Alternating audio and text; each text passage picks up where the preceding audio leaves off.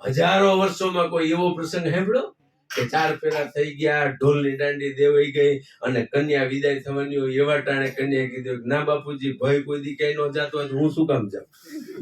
પૈણો કીધું થારવાના.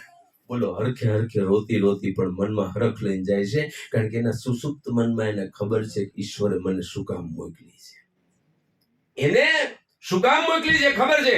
એટલે પહેલી દીકરી પુરુષ છે, ઈ જન્મે ત્યારથી પુરુષ અને મરે ત્યારે પુરુષ, એમાં કોઈ ફેર ન પડે. એટલે અમે ઘણી વખત ડાયરામ કહેતા હોય છે કે પાડો જન્મે ત્યારથી પાડો, મરે ત્યારે પાડો.